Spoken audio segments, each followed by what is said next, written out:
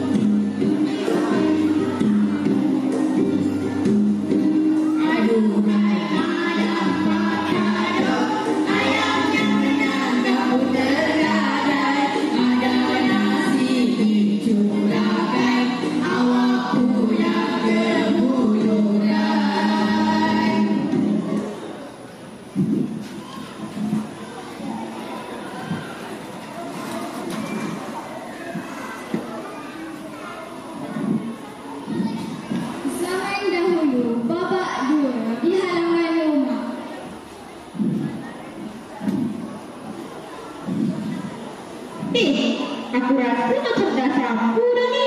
Banyak daun. Tak adanya. Ayamku dah kurus. Bulu tu dah banyak gugur. Yakin ke nak lawan ayam raja?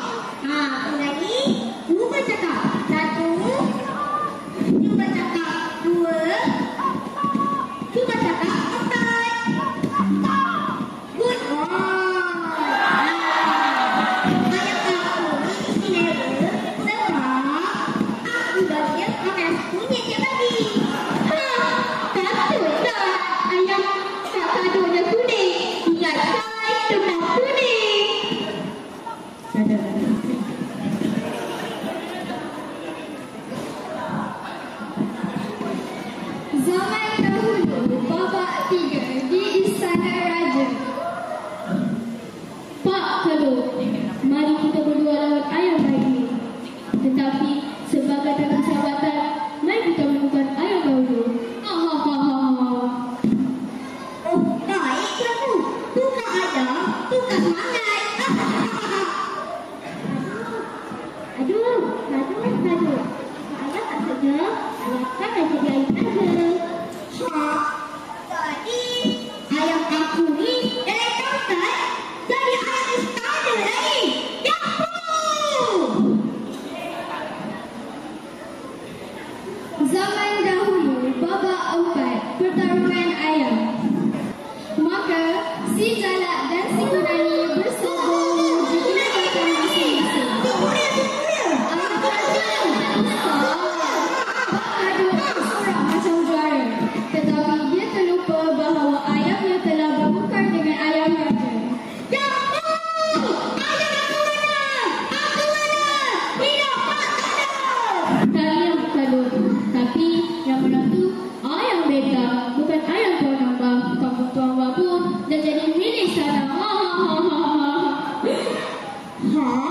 Macam mana tuanku?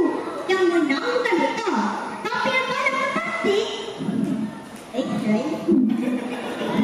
Begitulah Kaduk. Lain kali jangan fikir makan dada ayam. Fikir pakai otak. Zaman dahulu, babak 5 di halaman rumah.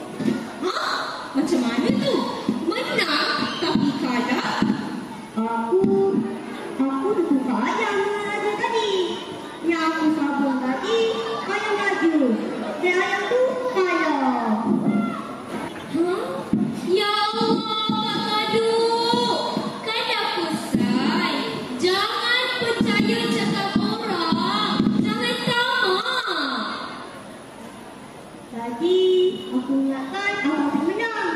Lepas tu aku ingatkan ayah raja tu lebih hebat. Orang ramai pun bersorak tadi. Aku pun terbawa dengan suasana. Tak sangka lah, semua tergadai. Rumah ni pun mungkin bukan kita punya lagi. Apa?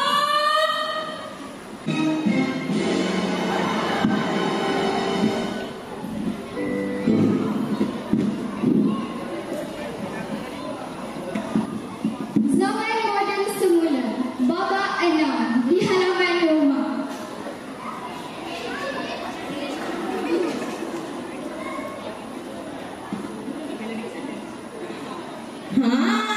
Apa itulah ceritanya? Aduh, kita teman. Dah umur bergaduh kita ni. Kisah maksudnya. Lain kali, kalau nak sesuatu, kena fikir pandai dulu. Ish, engkau ni tahu tak apa? Apa? Boleh? Yeah. Mula kita balik rumah. Jom.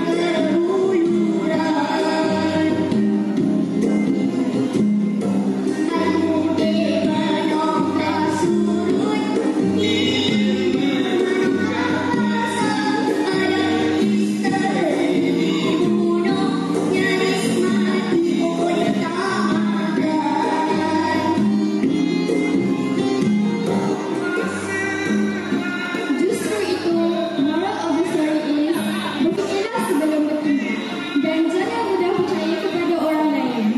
Kita perlu bijak membuat keputusan dan harus menjaga maruah diri dengan sebaik-baiknya. Janganlah jadi seperti Pak Kado, kerana air berkondom bakal sesaat kemudian tidak bergerak. Sekian, terima kasih. Okey, berikan